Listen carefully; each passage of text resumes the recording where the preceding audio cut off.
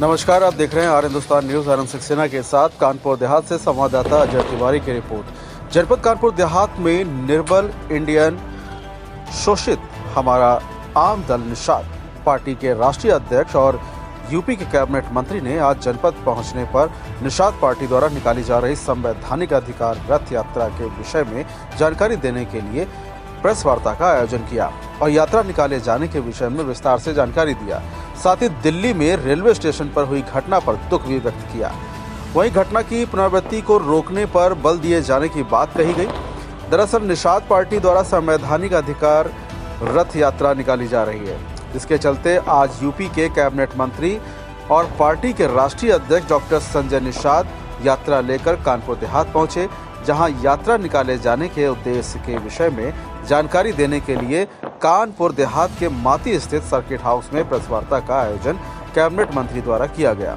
Press वार्ता के माध्यम से जहां यात्रा निकाले जाने के विषय में विस्तार से जानकारी दी गई, साथ ही विपक्ष पर हमलावर नजर आए। इस दौरान कैबिनेट मंत्री का संजय निषाद ने कहा कि समाज के लोगों को जागरूक करने और धोखेबाजों से सावधान रहने के प्रति जानकारी देने के लिए यात्रा निकाली जा रही है, जो प्रदेश के हर जिले में और समाज के बीच जाएंगे।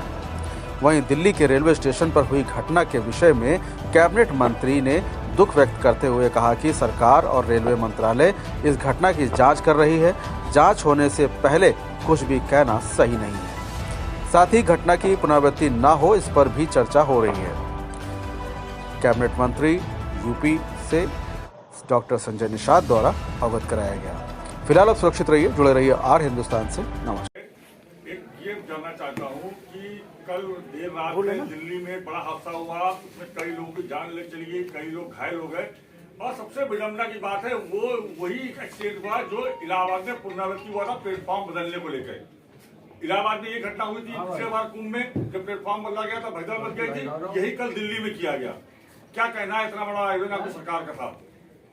ये दुखद घटना है, इस पर हम लोग दुख व्यक्त कर रहे हैं और उसमें सरकार और रेल मंत्रालय ने जांच आने तक उस पर कुछ बोलना ठीक नहीं है। जांच में जो दोषी होगा उस पर सरकार विचार करती है और कार्रवाई भी होती है। आगे घटना न घटा, इस पर फिर चर्चा होगी, करेंगे कि आगे कोई घटना न हो। क्या है, क्या वजह है, क्यों आप निकाल रहे हैं?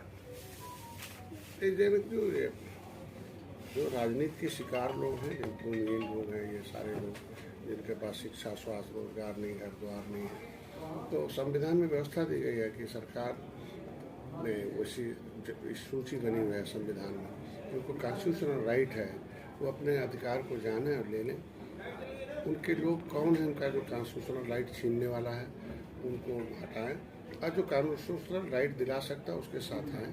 और कॉन्स्टिट्यूशनल राइट क्या है उनका? शिक्षा लेने राइट है, सरकार में पढ़कर सरकार की व्यवस्था से आगे बढ़ने का राइट है, न्याय पाने का अधिकार है, वोट डालने का अधिकार है। तो संविधान में कुछ ही लोग, जो विशेष लोग हैं, जो पॉलिटिकली एक तरह यूनाइट हैं, राजनीतिक रूप से वो समस्या अभी बड़ी समझ, जो संविधान है ये राष्ट्रीय स्तर का, तो इसको फिर हम इनको यूनाइट कर रहे हैं। जो उन जातियों ने कुछ संविधान में मिला हक है, उन्हें नहीं मिला था, वो उसको जाने और फिर वो अपने हक को लेने के लिए सामने आए। उसके लिए मैंने किताब लिखी है। ये आरक्षण एक व्यवस्था है कि मजबूत घोड़ा कमज़ोर घोड़े को एक जगह रख दिया जाए तो मजबूत वाला सारा चना खा जाएगा, कमज़ोर वाला नहीं पाएगा।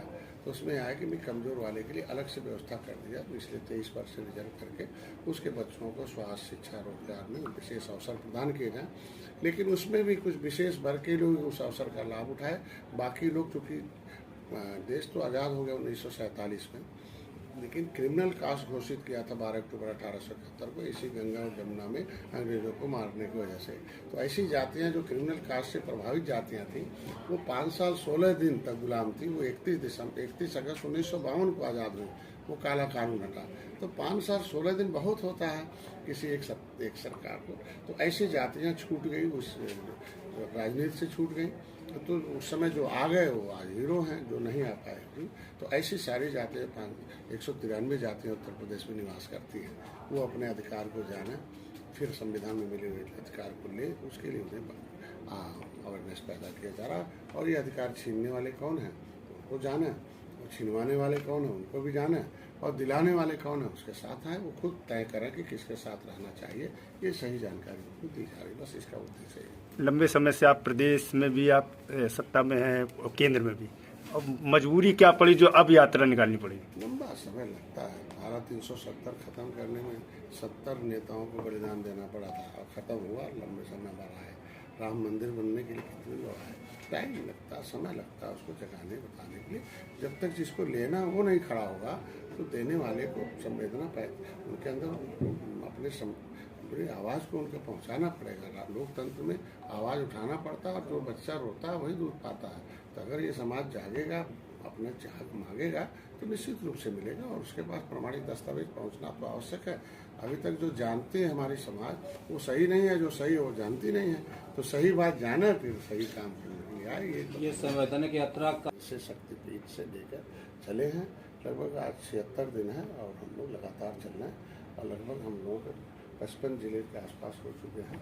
अब बाकी जिले में यात्रा जाएगी। अभी चूँकि 5-6 दिन का ये सदन चलेगा, उसमें होता है तो बीच बीच में कार्यक्रम ये लगातार चल रहा है और 76 दिन हो गया। ये सोनभद्र तक जाएगी। 200 मछुआ बाहुल सीटें हैं जो लगभग 50,000 से उनके हैं। तो इसी वोट को जगाकर, वोट की कीमत बताकर और वोट के महत्व को बताकर कि वोट देकर कितनी गलती हुई, कितना नुकसान हुआ, अब गलती करना है कि सही जगह वोट डालना, वो तय करना, ये बताने का काम कर रहे हैं। और ये भी चलता रहेगा जब तक ये लागू नहीं होगा। ये यात्रा चलती रहेगी। 27 चुनाव में पार्टी किसके साथ रहेगी? अभी तो जिसके साथ है उसके साथ रहेगी। अगर चुनाव हुआ, बंटवारा हुई सीटों का, और हो सकता है कि भाजपा से ज़्यादा सपा ने देने का कहा, तो क्या करेंगे सर? नहीं, हम सीट के लिए नहीं बल्कि जीत के लिए, और जीत में इनके मुद्दे हल के लिए आए। तो जो इनके मुद्दे को उलझाया और 70 साल से, और जो सुलझाने का पहल कर रहे हैं, उलझाने वाला और सुलझाने वाले दोनों में अंतर है। तो सुलझाने में हमारी सरकार पहल कर रही है इनके आरक्षण के मुद्दे को, और एक है कि उसे उनके आरक्षण को उलझा कर अब 30 साल से तक, तो हम सुलझाने वाले के साथ ही रहेंगे। पहले भी थे, आदमी कल भी। मंत्री जी अखिलेश यादव ने कहा है कि पुलिस टोपी लगा ले बीजेपी की और थाने में बैठे। बड़े नेता, किशोर नेता किस आशा के साथ कहा है उसका जवाब वही देंगे। लेकिन लोकतंत्र में संवैधानिक व्यवस्था में रहने वाले लोग हैं।